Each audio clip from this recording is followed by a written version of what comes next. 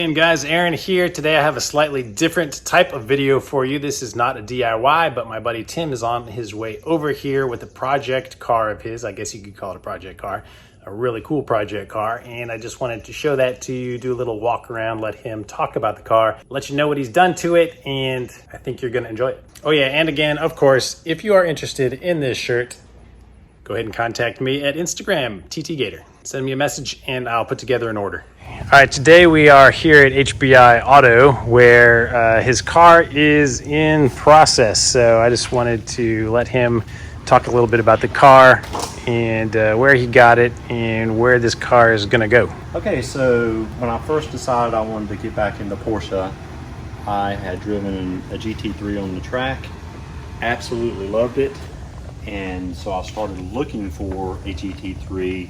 Ended up going up to Maryland, and they had a dealership up there that had one that was spec'd to my liking. So we went out and test drove the car, and to be quite honest, I was a little disappointed. After driving an M4 that had a lot of turbo power, the GT3 just didn't feel like it had adequate power for the street. Wonderful on the track, but street-wise, it just kind of left a little bit on the table, I felt like. So I had a buddy that had owned a couple of these cars, and he said, Tim, the turbo is what you need. It's going to give you the comfort. It's going to give you all the power you're going to need. I was a little reluctant because, you know, honestly, I wasn't thrilled about the appearance that the turbo had. The bumpers were kind of not very aggressive. The car over time had lost some of its aggressive flair and given way to the GT cars, but it had the power. So that was something that I was super interested in, especially after driving the M4 and experiencing that. So before I got the car, I was searching turbos, and I'd driven a couple of them, and I decided that in fact was the car that I wanted. As far as the power and the handling was fine. I figured I could tweak on that and make it what I wanted. So I found this car at Marshall Goldman up in Cincinnati. And what Marshall Goldman does is they hand select cars. They seek out cars that, you know, have a good history, no damage. They go over the car and do their point inspections. So I felt pretty comfortable that I was getting a pretty nice car, which it was. I drove it for a month and just kept looking at that front bumper, kept looking at the front bumpers on GT cars, and decided, hey, let's see if we can check out the idea of putting a GT bumper on a turbo car. So I combed the forums. Nobody really had a lot of information that they wanted to share. Just wasn't a whole lot of them out there. And so I kind of took it upon myself to seek out a GT3 bumper. And with limited information, I went ahead and bought one from a guy that was changing his 0.1 GT3 to a 0.2 front bumper conversion. So I was like, okay, I'll take your GT3 0.1 because personally I like the look of that bumper a little better. The way that it flares out appealed to me a little bit more than the 0.2 bumpers. So it was a good match. And once I started with the bumper, it kind of gave way to, okay, how am I going to balance it in the rear? So then is when I started to look at wing conversions, and the immediate thought was, well, it's a GT3 front, I'll do a GT3 rear. But then it's a turbo car, so it's a wide body, and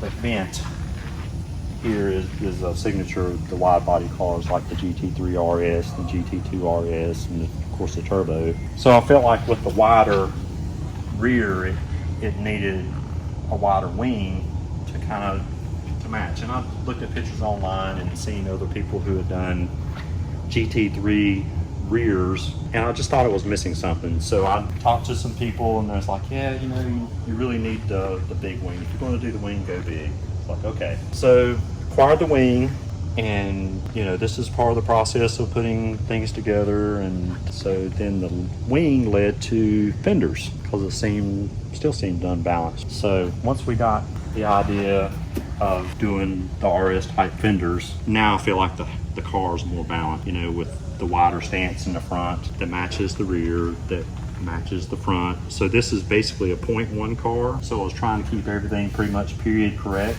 Even though we're changing components, we're still maintaining the 0.1 version of this car throughout. 0.1 wing, 0.1 nose. The only thing I have not addressed as far as the GT cars is the rear bumper. We haven't decided if we're going to do any changes there. That may come later, but at this point everything's together. We've got to do a little fine tuning and it's off to paint, and through the process we've changed wheels a couple of times, and now we've got, Yeah, those things are beautiful. yeah, those are brushed smoked titanium, but they're styled after the GT wheels, custom made, custom offsets, because the offsets of these wheels are different than the GT cars. The GT cars naturally have a little wider track, so I had to modify the offsets. These are center locks, as you'll notice, so the backside, it doesn't allow for spacers. So you have to have a wheel built specific. So that's what we did. We decided to go with an OEM Plus look, which is kind of the similar finish as their gray wheels. Forget the color of it, but we had them brushed. So this will kind of give it the tone on tone Yeah. look. And they're super light. Yep. I picked them up. Plus, I think they look fantastic with the yellow carbon ceramic calipers. Yes, very much. And so I know you had to do some work on the trunk because Yes. it was not closing, or it was a little gappy. Yep. So the deal with this is the original wing for the turbo, which was what we removed to put this on, was part of the active aero package. So what would happen when you get above 70 miles an hour, it had motors in here that would lift the wing, and so we did away with all that in order to put this wing on. So all the original turbo stuff gave way to GT3 stuff. And you know, as I'm putting this together, I didn't realize that the bumpers on the GT3 were slightly different than the GT3 RS. So I ended up with a GT3 plate, latch plate. It's all carbon fiber. And then what happened is when we secured the tail lights, it pulled the bumper in. And so if we were going to use that plate, we were going to have to come up with a solution to raise this up to where the taillights would fit nice and flush like they're supposed to.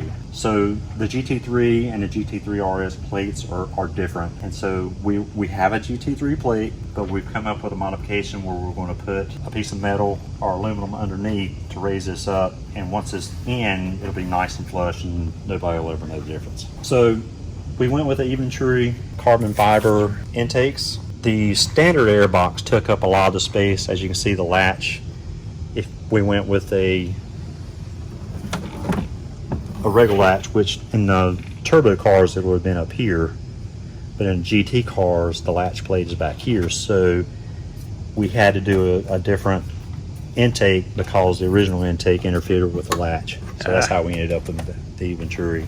We're in the process of getting this piece made, and then everything will go back together. The cooling fans will go back into place. And tell me about this little piece here on top. Oh yeah, this is from Wicked Porsche.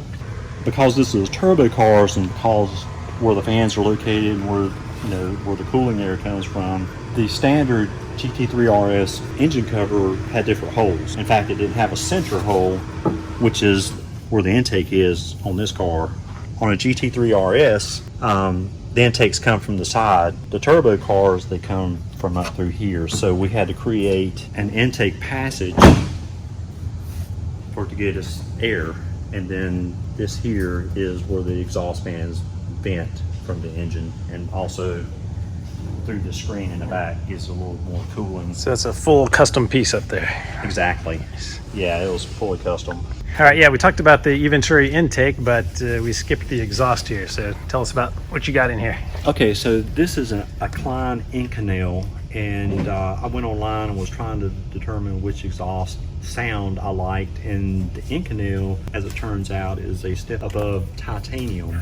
Super light, and it resonates differently than other metals, so it gives this car more of a high-pitched sound, more like a GT car, which is kind of what I was after, because typically the turbos don't rev as high, and so they don't get that beautiful sound that the GT cars are famous for. So this Inconel type exhaust from Klein gives it that sound. It resonates at a higher frequency, so it gives it that higher pitched sound when you give it the gas. So this is what they call their loud system, and it really is not that loud. It just has a nice high frequency sound, and it doesn't really drone in the cabin that I've noticed. So I'm pleased with the sound, and plus it's more of an open exhaust, so there may be some benefit there too in terms of additional power.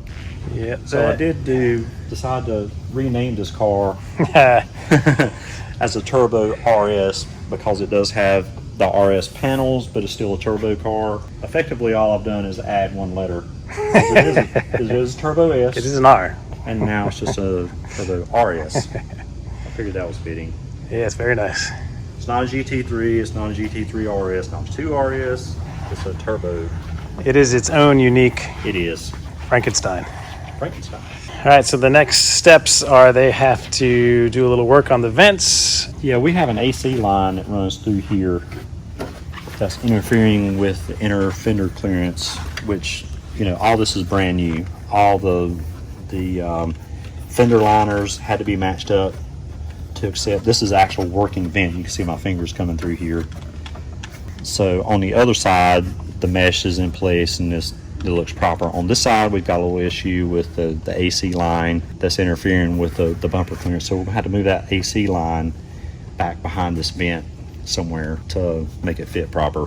So this is also modified from this came from a GT3 car, so it had the smaller spoiler and did not have this lateral piece. You know, no one seemed to answer whether it was the same bumper or not. So I watched many videos and found a GT3 RS that was being disassembled on a YouTube channel. And so they were taking all these pieces off, and come find out this was basically has some adhesive here, and it bolts on at the top and at the bottom, and then this piece just clips into place. So to answer the question, this is the same bumper they use on a GT3 RS. They just add a little more depth to it, a little more width to it, and then add these laterals. And then your light is missing and will be put back in there and it'll fill in that gap, right? Yes, and so Suncoast Parts has been really good as far as supplying original equipment parts for this build. So we've got clear lenses coming back. They're actually lying in the back seat. So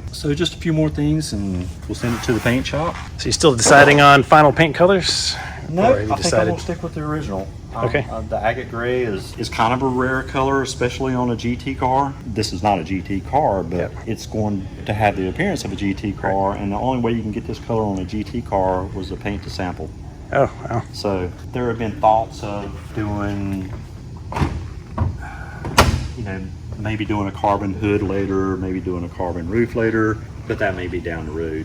Thinking maybe doing a Yayyyyy stripe package on it with black stripes, and then incorporating a center stripe to match the agate right down the sunroof line. So it has that whole agate Yayyyyy look to it. I haven't really made that decision yet, but I'm kind of leaning towards that because the hood on a GT car has more contour in the center. So I think having the stripes will kind of give it the illusion that it has some type of contour to it. Yeah, I've always loved that look. I never knew that it had a name, so it's good to know. The Yayyyyy? Yeah. That's, if I remember correctly, it's about a $20,000 package on top of a regular. Ouch. Most of the 2 RSs have it. Yeah, so this thing is absolutely beautiful already, and I cannot wait to see the finished product when it is all pieced together and color matched, and the new wheels are on it. So congratulations, man. You got a beautiful car here. Thank you. So we'll come back and show it when it's finished, but thanks for watching. Hope you enjoy this build. If you do, please leave some comments. You can get a hold of Tim on Instagram. What's your Instagram?